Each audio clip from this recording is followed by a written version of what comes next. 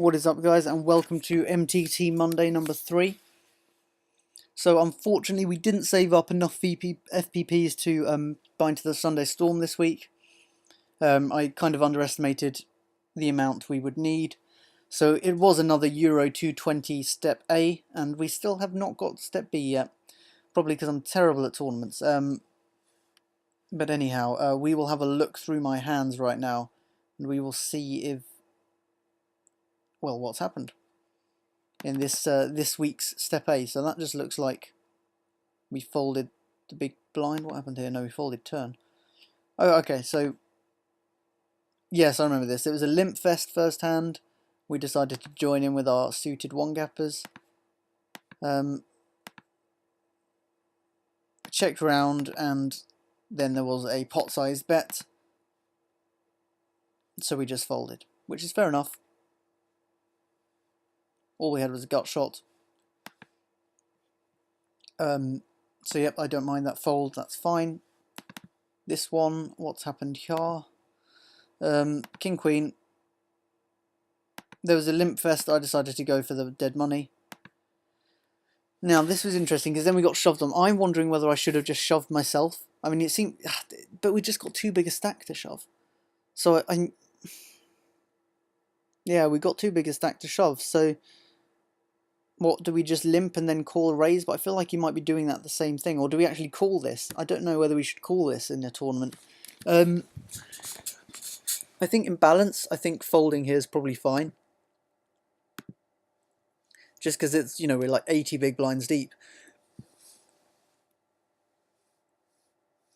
But yeah, that was an interesting spot. And I think probably folding's good. Folding is good. Those were blinds. Nothing happened here. Then we won a pot. Let's have a look at this pot. We won 8-9 suited, big blind. Obviously getting good odds there because the raise and the call from the button, so we call in the big blind. We flop a 9. 185 bet, and we just shove on him. I think that's fine. There were a lot of bad turn cards for us, and we just want to pick that up. We probably could call, actually. I think calling might be superior. Because he's only really going to call when he's got us beat, I think. So I think I actually made a bad one on that. I think I should have just called. That was the blind. And then this was the one where we lost all our chips. Yeah, I remember this. I think this was pretty unfortunate, to be honest. We got aces on the button. This guy raises to 3 big blinds from here. We re-raised 400, and he calls. So we're pretty shallow at this point now, not much left behind. The flop's fine. I bet, he calls, turns okay as well, and he shoves and we get it in. He had 4s. I don't think he played it well because I wasn't putting any 4s in his range. I mean, when we're this shallow, opening 4s from early position is not a good play.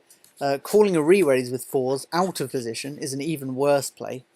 And yeah, so I never had any small pairs in his range.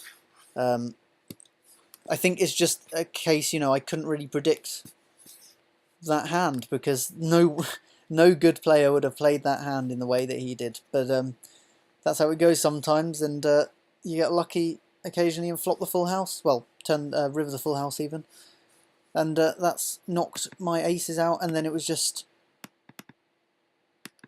the knockout hand where we had pocket 4s ourselves, which was sort of like rubbing salt into the wound, if you see what I mean. Then these guys were fighting it out, and he had ace-5 for 2 pair. Let me know what you think. I think again we got really unlucky in that tournament with that big pot there, but you know, that's how it goes.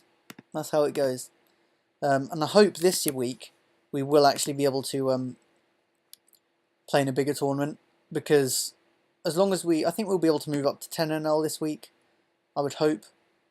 We're only 5 stacks away from 10 NL, and we got a lot of leftover FPPs. We got 218 FPPs already. So if we can get into one of these ones, that'd be fine. Step up to the Step 1 or Euro Step B, seeing as we can't seem to get past Step A. I think we'll probably be able to get into at least this, which would be fine, because that's a thing where you can actually redeem if you level up the ticket, you can actually redeem it to go into a nice tournament, rather than having to play it all the way. I think if we can get to level 4 with it, if we can get to step 4, we can get into the Sunday Million, which would be really nice. And then you never know, if we move up to 10 NL earlier than expected this week, we might well be in line to play the Sunday Storm or Big 11, both of which have massive prize pools. So yeah, we'll definitely keep an eye on the FPPs this week. I feel as if that's going. Now, and you notice we're close to the Stellar Award here for this challenge. We're actually nearly at redeeming a Stellar Award,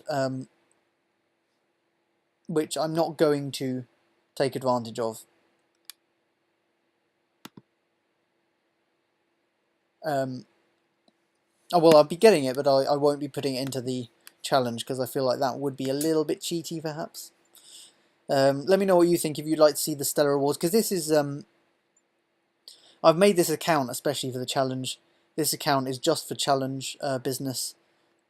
No normal stuff going on, so I suppose any Stellar Awards we do unlock are a part of the challenge in some way, because no play that's outside the challenge has gone towards unlocking them.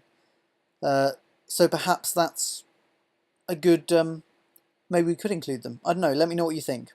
Let me know what you think, because obviously $10 at this point, that's 2 stacks.